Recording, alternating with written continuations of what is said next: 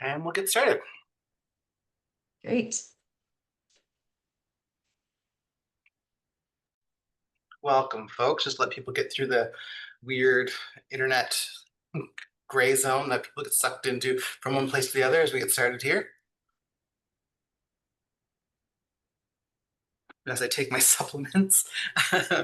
My name is Tyler Goldburn. I am the professional development consultant here with the Nova Scotia College of Social Workers.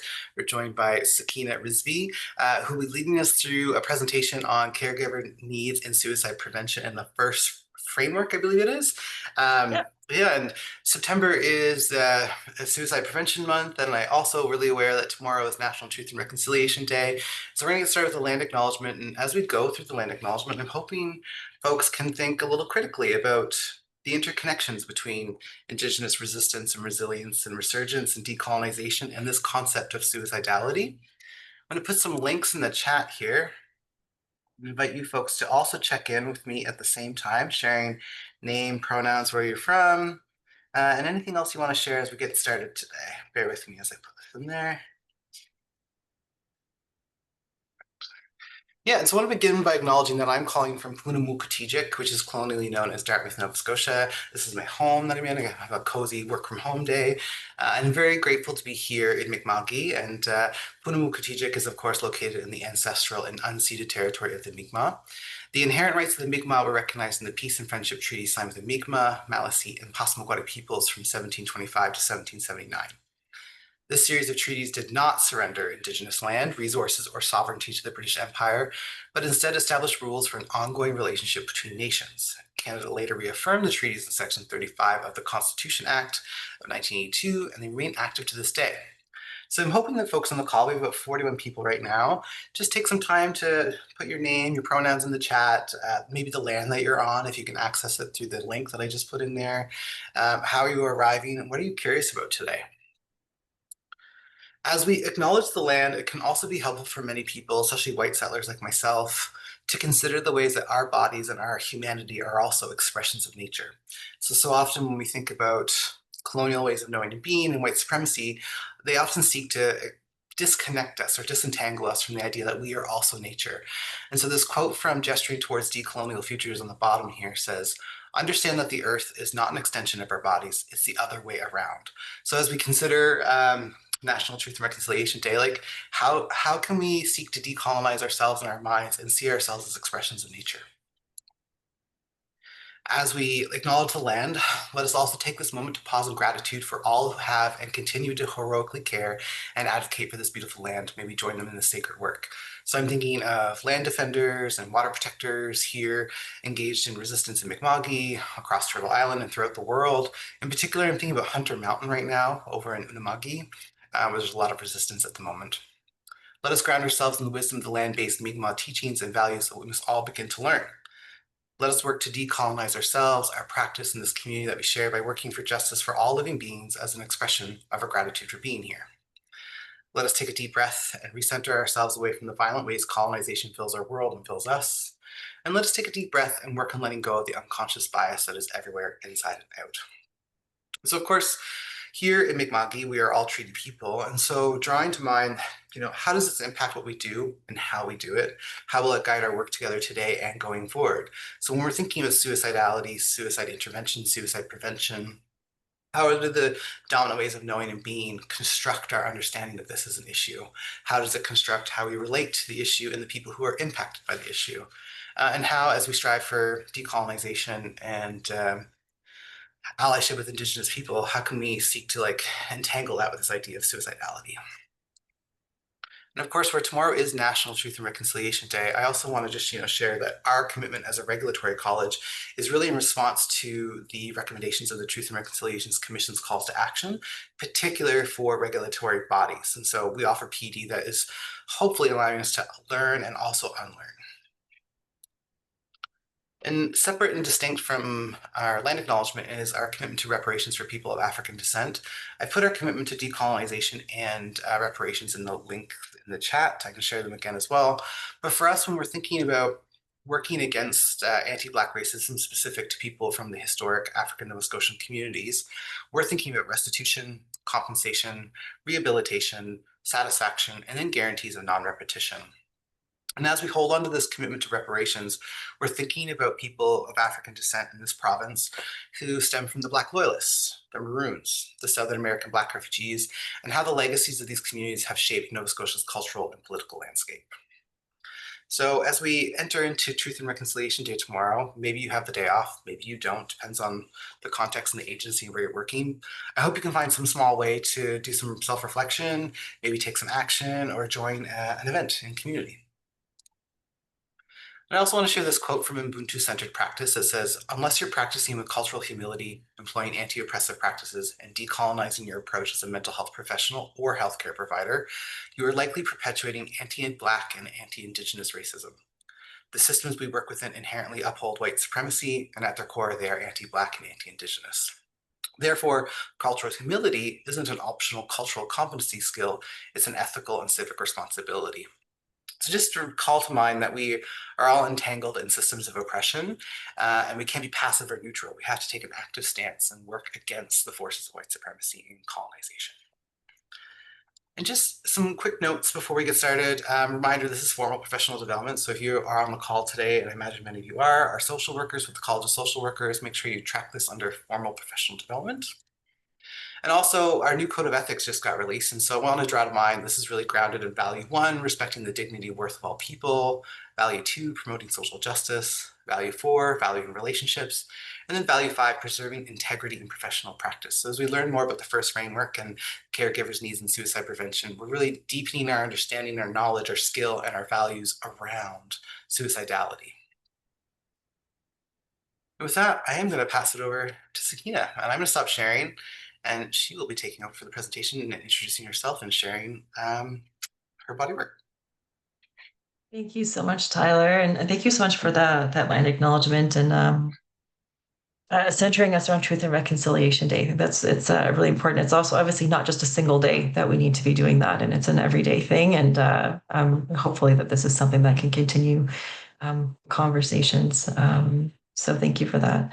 I am really, really pleased to be here with all of you. I'm really excited to share some of the content I'm going to show you today.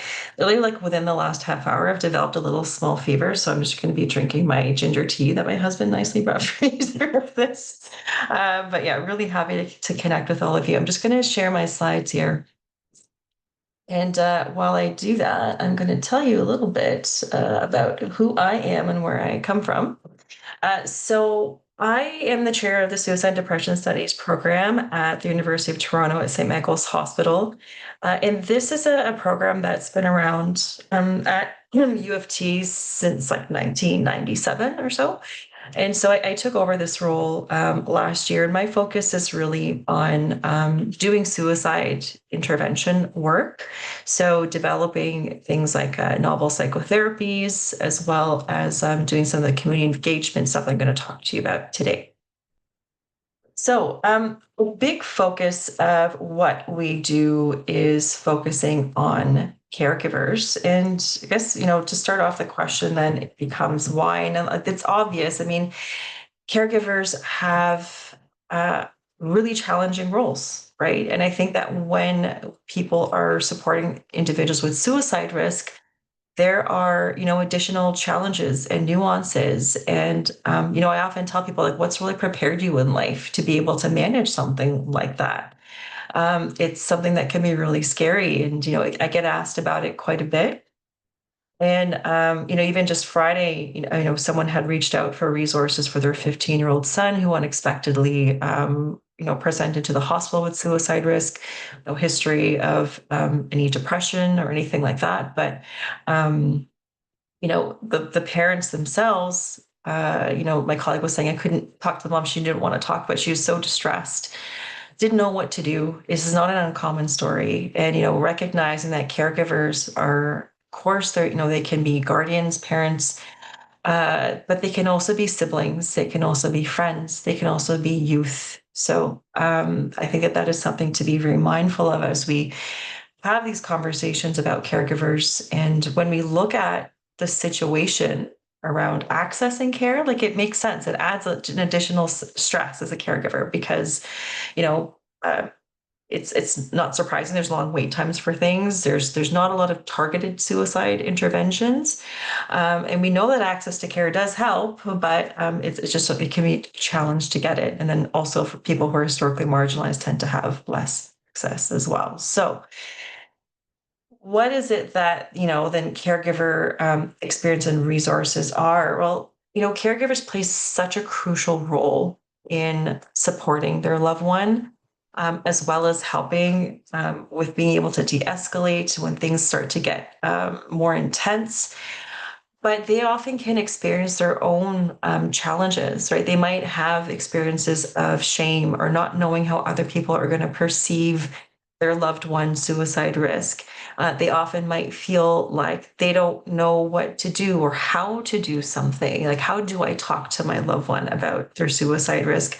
How do I be an effective support for them? Can sometimes be barriers that make sense then that they struggle with their own mental health challenges on top of being a caregiver. So something that we did with our we have a community advisory committee of people with lived experience of suicide risk, caregiving, and bereavement, and they really help to define what our research priorities are.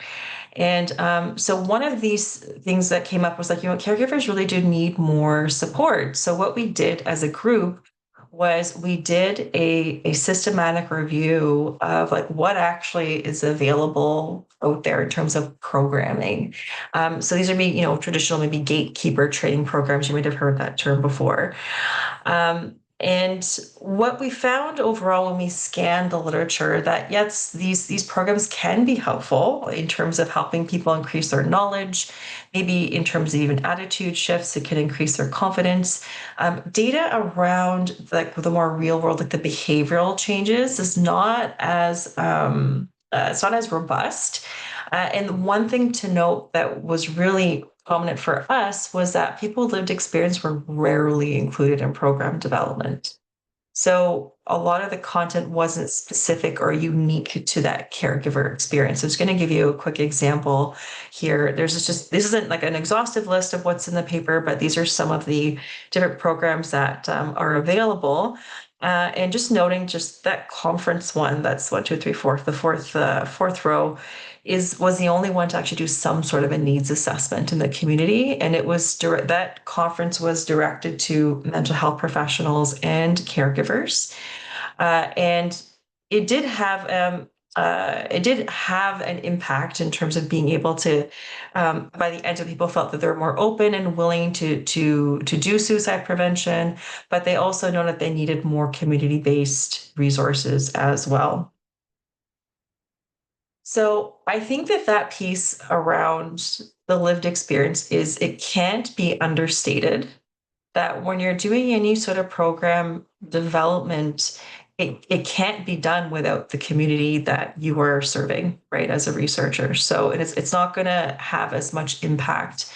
So that's one thing that we noted. And most of the programs that were out there weren't targeted really to friends and families. Like they were more general. There were other kind of communities that they were focusing on, which again is 100% needed as well.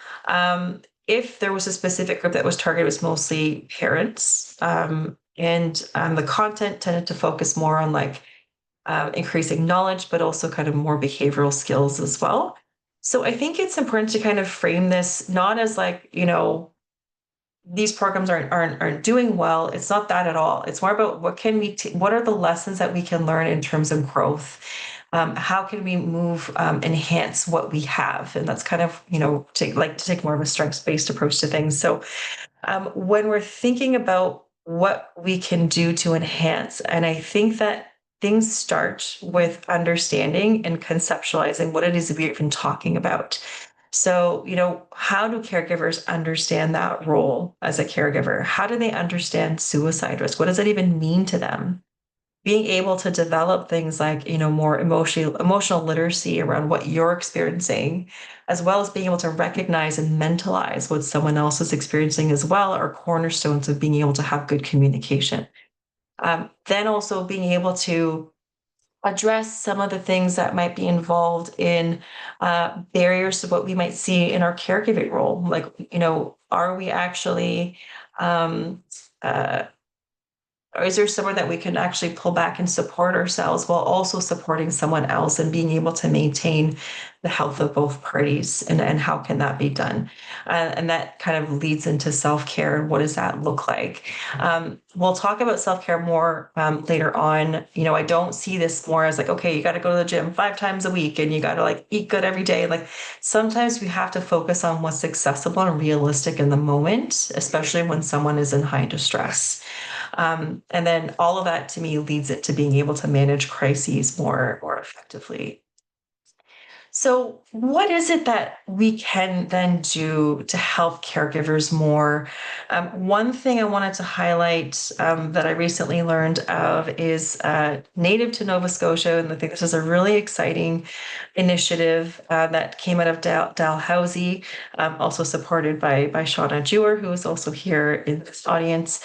And this is the development of a mobile app for caregivers. Which is really unique, kind of the first of its kind, called Lifelink. And the goal of this, having this app that they did develop with caregiver input as well, and they tested this amongst caregivers in a feasibility study, is that it helps caregivers. It helps them to. It's a guide for people experiencing their suicidal thoughts. They can organize their favorite content for supporting their loved one.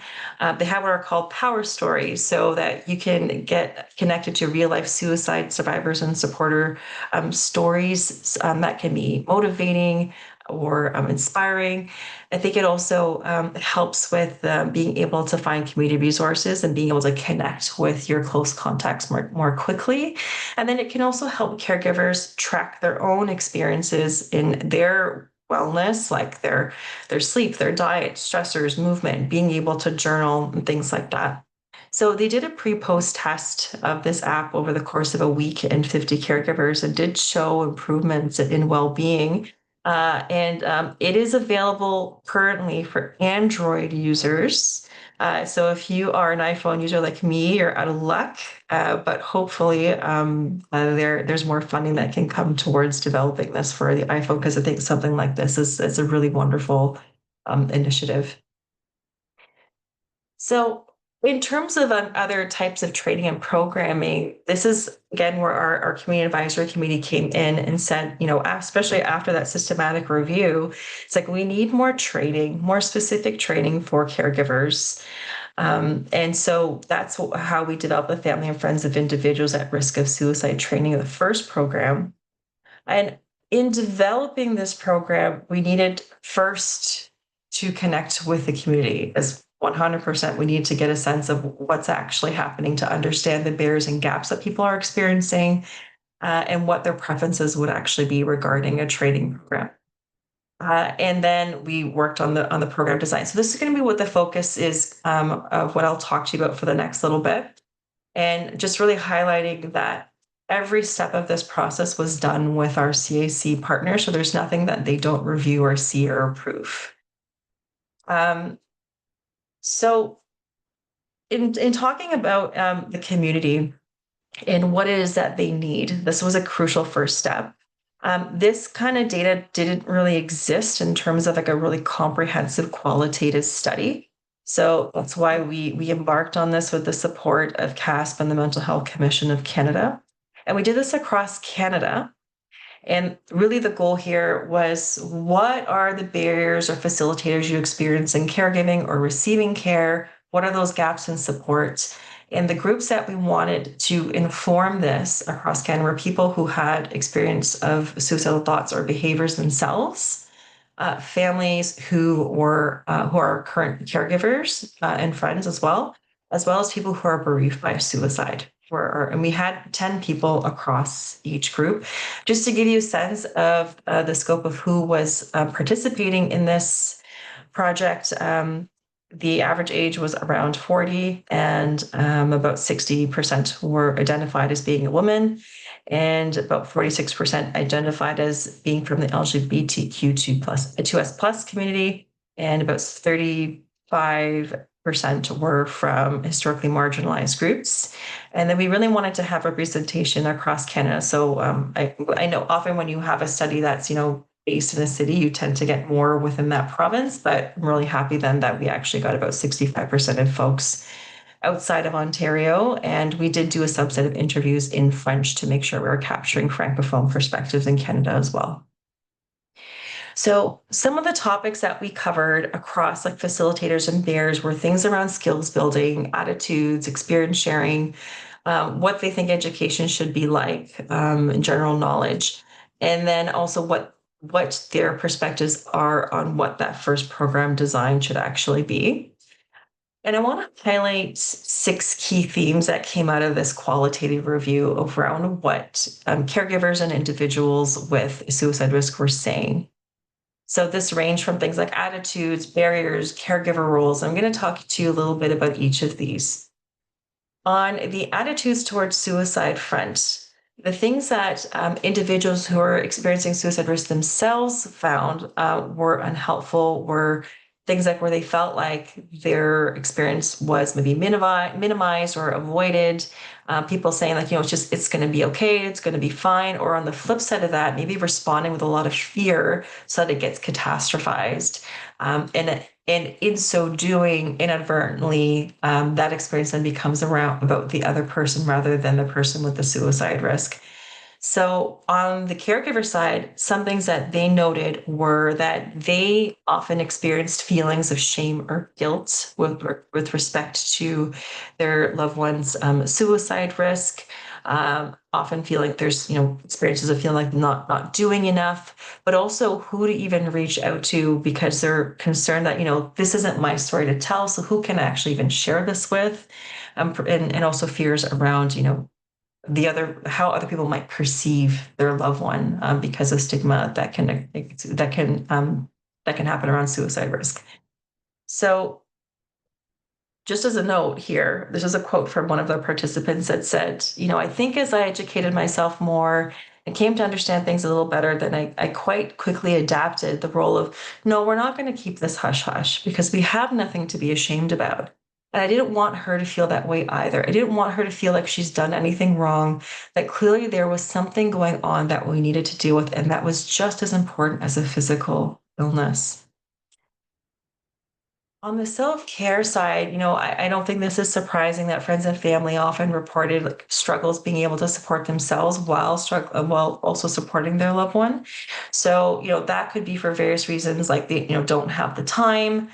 They always feel like maybe they're on high alert and they're, afraid of their loved one's safety, so they don't want to leave them alone. So there's those practical aspects as well. They found that what helped was, when things maybe calmed down or the intensity of symptoms weren't as severe, or if there was more of a support network that could participate in being with their loved one, or also having like existing professional supports in place.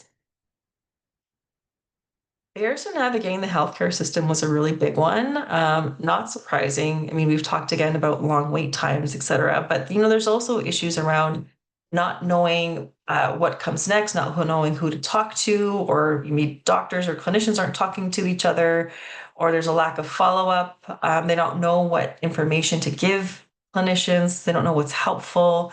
But one really big thing that came out of this was that there was a big need for family and friends to really focus on the autonomy and what the needs are of the person with suicide risk in terms of what they perceive would be helpful to them. So always maintaining that agency was a really big piece around something that came out as well. So for an example, when asked about what they wish people who cared about them knew about their suicidal thoughts, this participant said, I wish that I was able to disclose thoughts of suicide more freely without the immediate response being, you go to hospital, you need to hospital now, because I know what help is going to be provided to me there. I've received that help before. I know that it is ineffective for maintaining my brain in affirming and nourishing ways. Now, this is one person's experience in the healthcare system. Of course, that experience is going to be varied. The point, I think, the take home here is that people are going to have different needs, and how is that being taken into account in terms of a caregiving role, and also respecting that autonomy. So systemic barriers, speaking today, to our big Truth and Reconciliation Day, this is not something that's better. So this is really something that I think, as all clinicians, need to look at. That what we found kind of pretty unanimously was that people who are racialized, Indigenous, LGBTQ2S plus, they really did experience a different type of care in the healthcare system, and often, described feeling like they weren't validated, or they were feeling dismissed. There was assumptions being made. One person talked about there was a huge assumption made about our financial situation, huge assumptions made. There was huge assumptions even made about my parenting style. So some folks talked about having to present a certain way, that had to be more formal, use certain types of language. And so all of these things can really impact someone's overall experience in the healthcare system. With one participant noting, the thing is that we didn't start, or she didn't start off as being suicidal here. Years and years of not being taken seriously by healthcare professionals, it kept snowballing and snowballing and getting worse and worse. So to me, this is really much, a wake up call, to the healthcare system and clinicians, and thinking about, like, how can we really start to address this, whether it's cultural safety training, whether it's more supervision, and having more time to reflect on what biases might be present. But this is something that can't go ignored, because there's a whole contingent of individuals that are not getting support that they need. So caregiving roles really depended on a person's vantage point. So for people supporting their young adult children, for example, they describe feeling a lot more stressed because they didn't have as much control over, like, appointments or knowing what's happening in medical cares when their child was a minor. And Also, if a caregiver was supporting a spouse or a partner, they describe feeling like more responsibility for their partner, and then having a challenge around, again, who do I reach out to? Who can I share this information with? With one participant saying, I think it's like it was really private because we were a couple, and I think if he'd been my brother or something, I might have been a little bit more vocal about it, but it felt very private and something that we could deal with. And then, in terms of, there's partners, but then there's also children supporting their parents, right? There's minor children and adult children that play a support role, with one person saying it's not always an adult that's taking on that caregiver role. That's something that's really important to recognize. So I think it's important, again, to take a strengths-based approach, and there's a lot of strengths that are here as well. And I think that what we noted from the participant categories was that the categories really weren't um, absolute, and that there's people who came in they wanted to identify as, say, a suicide loss survivor for the purposes of the study, but also noted that they themselves were a caregiver, or they had experienced their own suicide risk. So the take home here, I would say, is that caregivers can also have their own suicide risk that also needs to be supported too. Um, and I think that it's always really heartwarming to me, even as a clinician, when I'm doing suicide intervention and we're focusing on, like, what are the things that you're doing to support yourself. There was one person that I can think of, and this wasn't an uncommon experience, where she was listing all these different things that she could do to support herself. And when I pointed that out, like, wow, like, you're doing a lot. You're doing a lot. You're really resilient here. And she was like, oh yeah, like, she didn't even really notice that these were the strengths. And so that's why I think that it's important to pull that out, because people are actually doing a lot already to support themselves. Some things that came out in our study were things like knowledge sharing about programs or mental health professionals, but also even, like, changing their sleeping patterns so that they can create, like, a network of care at night for like a friend or loved one with suicide risk. So that's what they kind of felt their barriers and their facilitators were, based on the qualitative study.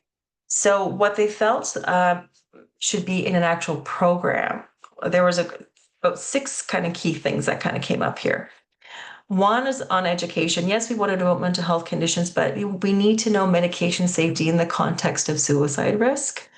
There's day-to-day management things like, how do I assess safety? How do I set boundaries? What do I do if my loved one doesn't want to get help?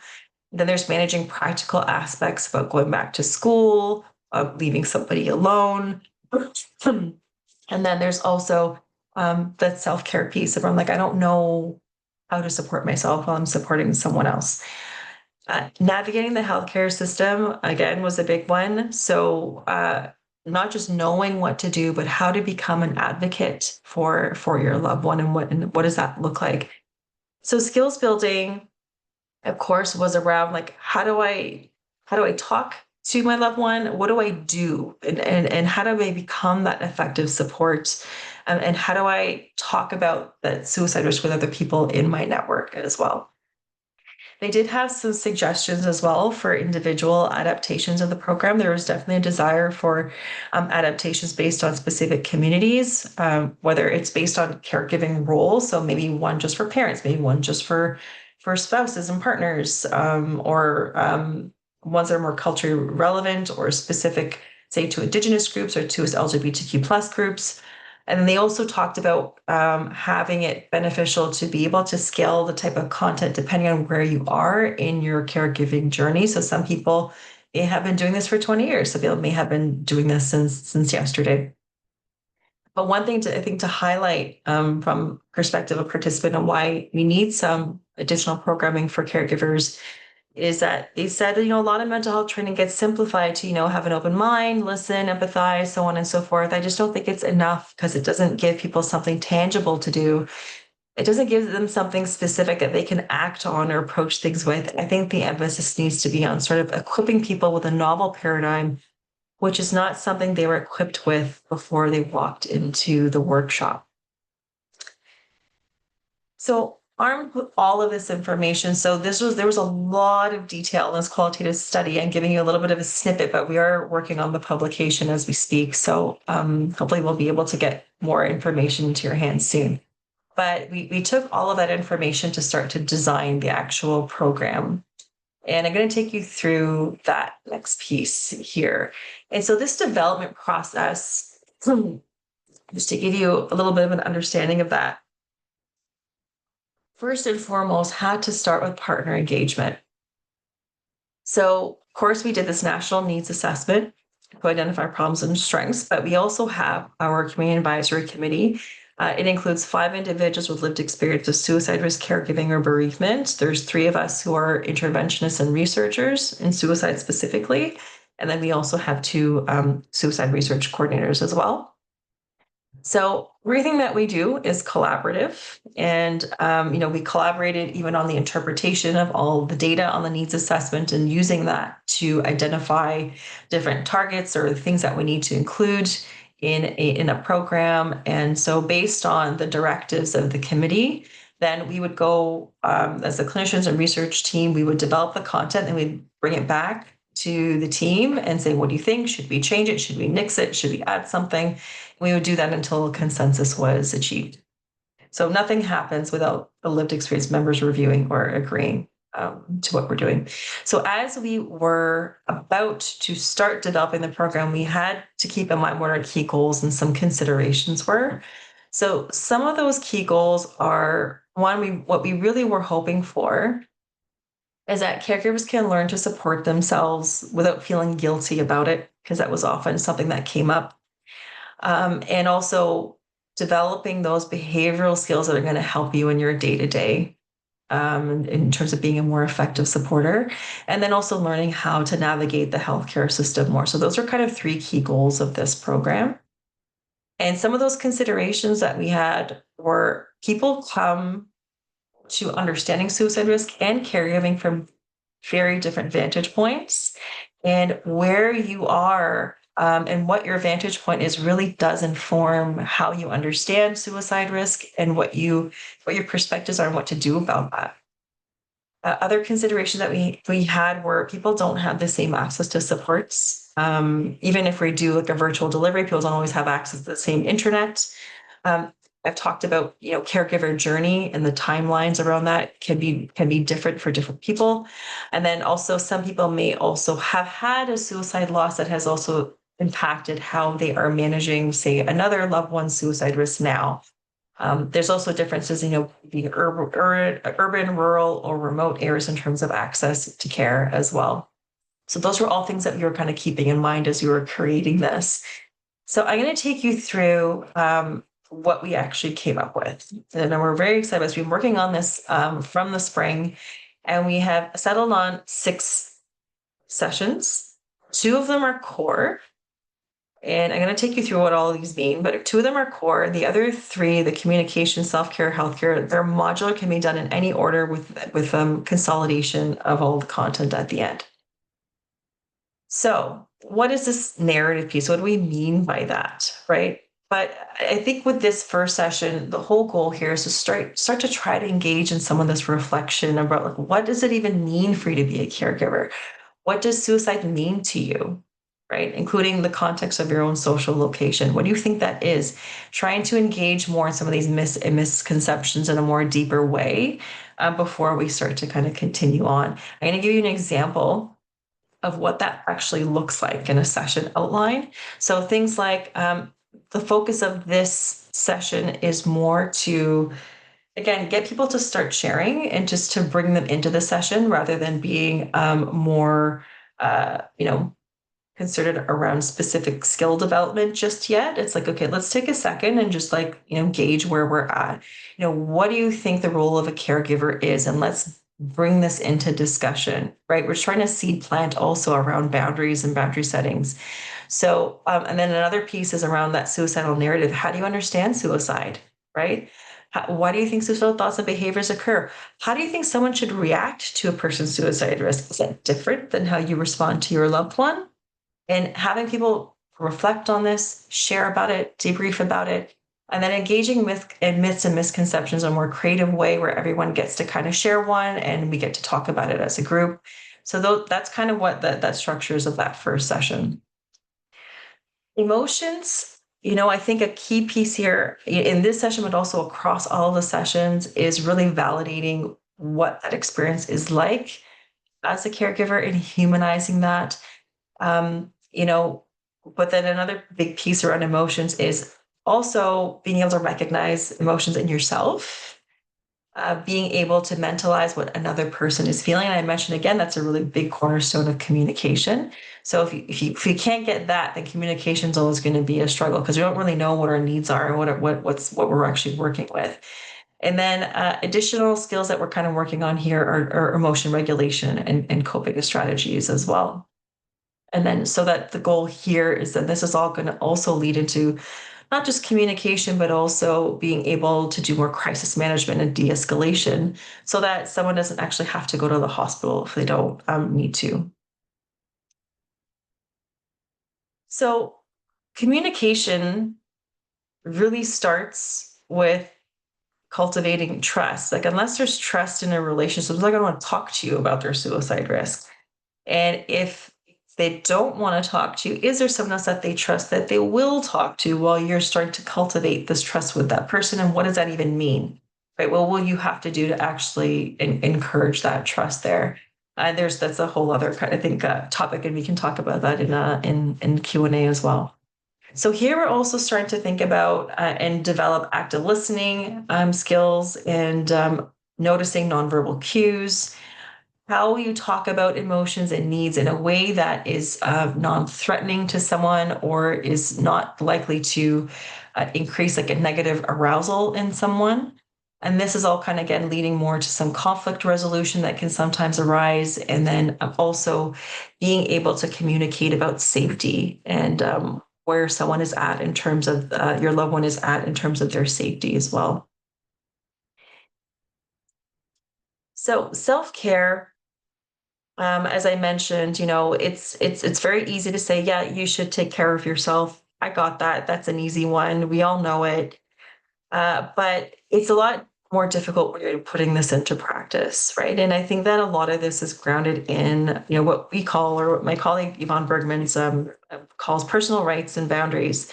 So personal rights being things like, things that you inherently have, irrespective of how someone handles it, doesn't mean that you don't have the right to it, right?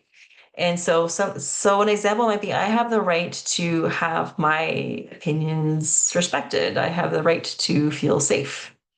And irrespective of whether other people respond to you that way, it doesn't take away that right. And being able to even engage with that idea, I find is a really big determination of how people set their boundaries. So if people are like, I don't know, I'm not allowed to have that right.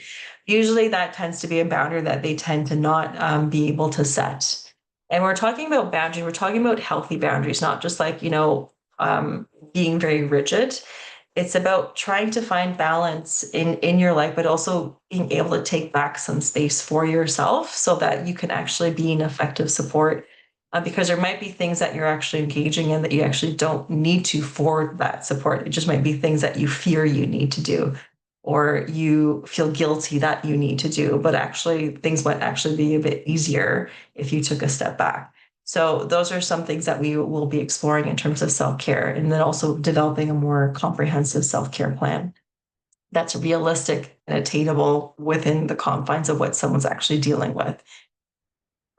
Healthcare, this is one we have actually spent a lot of time on. We're actually still tweaking it, I would say, because this one was huge, and there was so much content that could be put in here, and it because there's so much variation in how healthcare systems present across Canada, it's not really relevant to say, okay, well, in this system, do X, Y, Z. That can potentially be helpful for local community adaptations of this program. But overall, as a core, what we really wanted to focus on, like, who should you be reaching out to? What are the programs? Where can you typically find them? What can you reasonably expect? And I think that that is something that is a big piece. And then on this part about advocacy, about how do you become an effective advocate for your loved one? What does that mean? What kind of information would be helpful for you to have access to? But then again, that comes back into personal rights and boundaries. Am I even allowed to question something that's happening? And so that kind of gets into that piece around learning how to be a good advocate for yourself and for your loved one as well.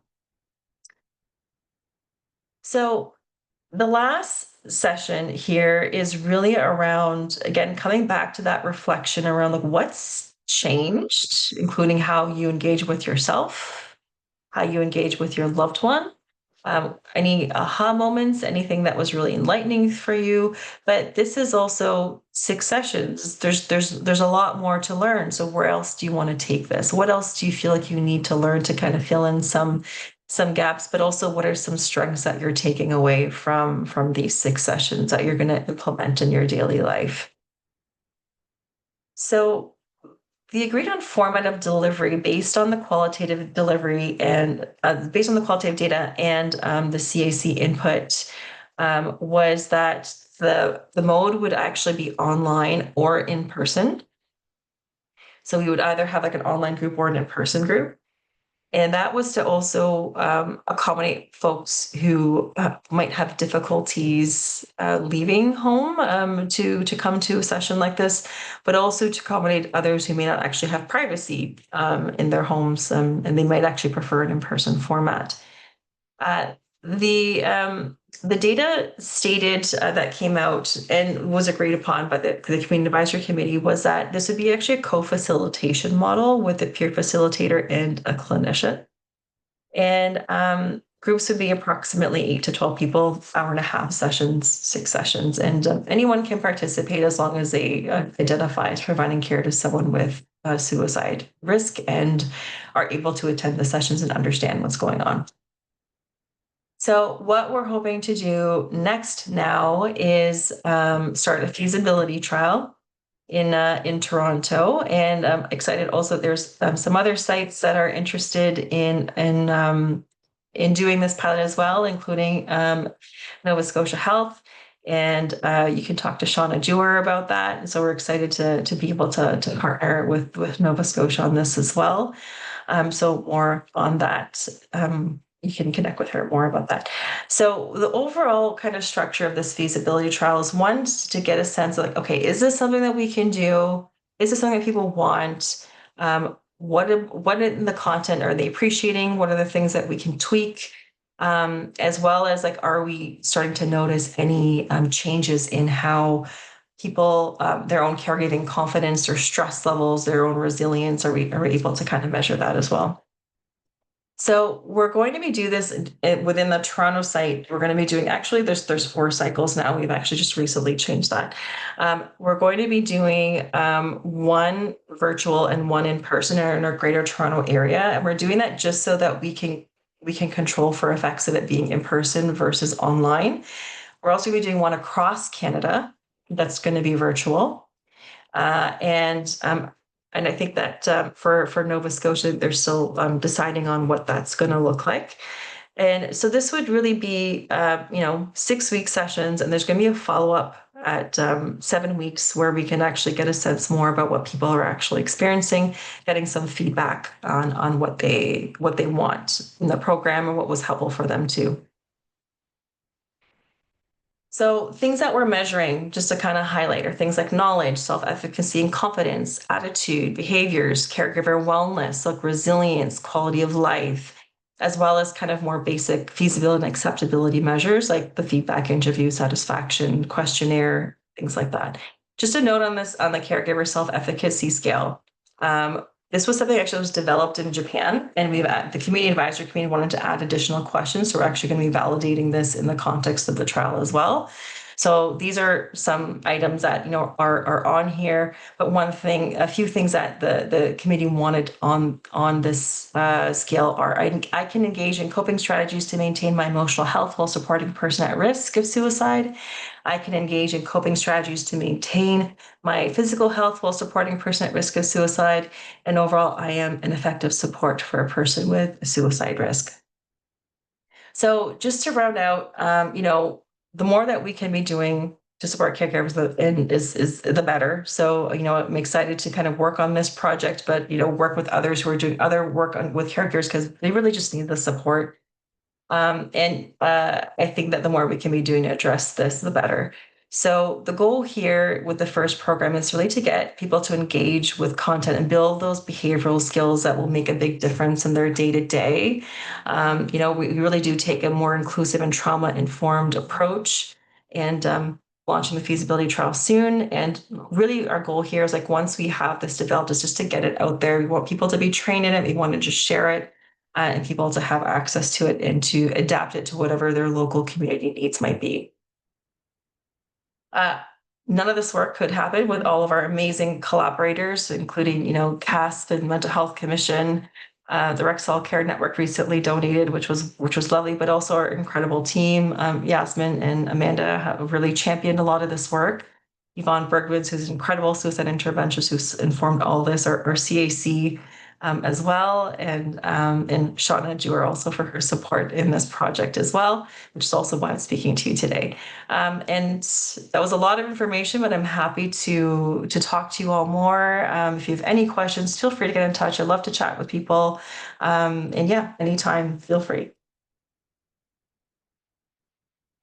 And I'll end there. Thanks so much, Sakina. It's always funny on webinars, and I know you've done these before, but like it's almost like you're talking to yourself for 45 minutes. Yeah. Yes.